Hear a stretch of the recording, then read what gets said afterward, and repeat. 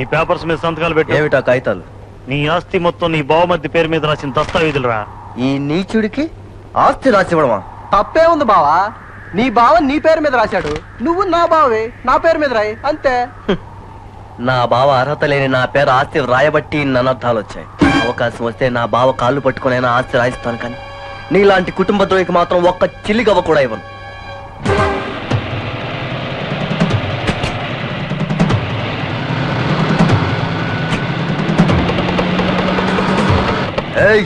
చచ్చినా కూడా సంతకం పెట్టను. చచ్చిన తర్వాత నువ్వేం పెడతావు బావా? అసలు ఈ ఆస్తికి మొదటి అధికారి నీ భార్య, ఆమెతోటే పెట్టిస్తాను. అమ్మా సీతమ్మ తల్లి, లేడీస్ ఫస్ట్ అన్నారు, ముందు నువ్వు సంతకం పెట్టమ్మా. నేను సంతకం పెట్టను. పెట్టకపోతే నీ మొగుడిని నీ ఎదుటే చంపేస్తా. వెంటనే గుండెలు పగిలి నువ్వు చస్తావు. నీతో పాటు నీ కడుపులో ఉన్న బిడ్డ కూడా చస్తుంది. భ్రూణ హత్య మహాపాపం అన్నారు, ఆ పాపం మాకెందుకు అంట కడతావు గానీ సీతమ్మ తల్లే, సంతకం పెట్టమ్మా. నా కడుపులో ఉన్న బిడ్డ మా అన్నయ్య మేనలుడు. ఆయన ఎక్కడున్నా ఈ చెల్లెల కష్టం తెలుస్తుంది. తప్పకుండా వస్తాడు.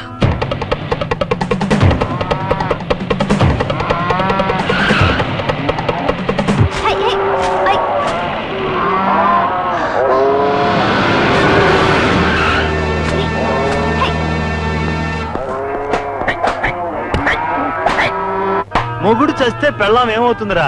విధవవుతుంది. అలా అవ్వాలంటే ఏం చేయాలి? పువ్వులు లాగేయాలి, గాజులు పగలగొట్టాలి, బొట్టు చెరిపేయాలి, తాళి తెంచేయాలి. ఈ రోజు నీ కళ్ళెదుటే ఇదంతా జరిపిస్తాం. నువ్వు చాలా లక్కీరా బచ్చా. ప్రతిగుండగానే పెళ్ళాం విధవతనం చూస్తున్నావు. ఈ భాగ్యం ఎవరికి దక్కుతుంది? కానివ్వండి.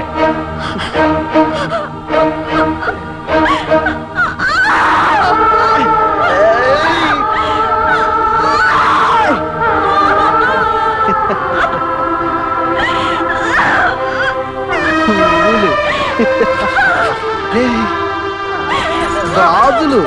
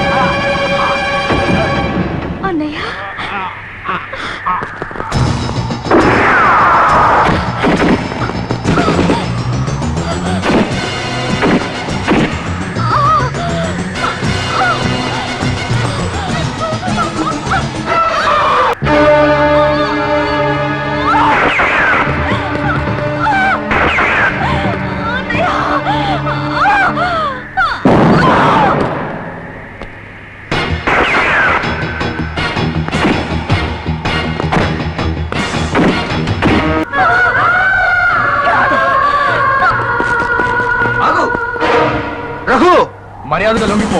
అన్నయ్య, నేను నిన్ను కాల్చే పరిస్థితికి తీసుకురావద్దు. నువ్వు నన్ను కాల్చినా సరే చెల్లెల్ని రక్షించిన తర్వాత కానీ లొంగిపోను. అది నేను చేస్తాను.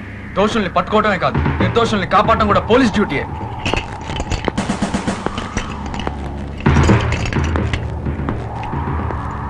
రఘు, మీ అన్నయ్య హంతకుడు కాదు. ఆ విషయం కోర్టులో తేలుతుంది. మీ అన్నయ్య నేను హత్య చేశాను అనుకుని ఆ నేరం తన మీద వేసుకున్నాడు. అసలు ఆ హత్య నేను చేయలేదు, ఈ దుర్మార్గులే చేశారు. అన్నయ్య,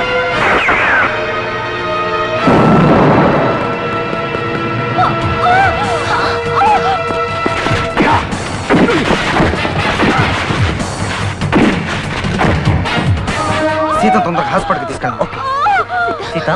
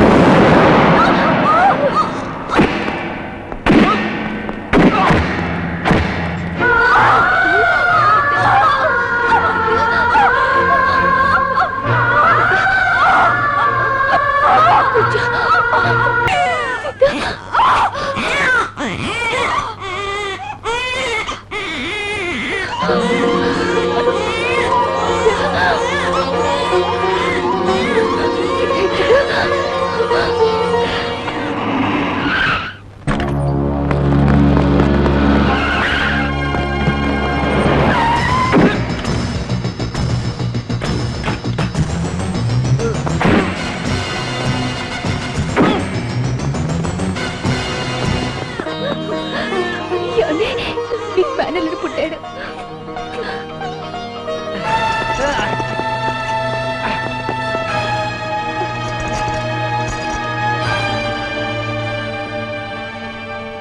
ఇప్పుడు నువ్వు నన్ను అరెస్ట్ చేసుకోవచ్చు రఘు. మిస్టర్ రవి, ఖాన్ హత్య చేసింది శంకరేనని మాకు ఆధారాలు దొరికాయి. నువ్వు నిర్దోషి.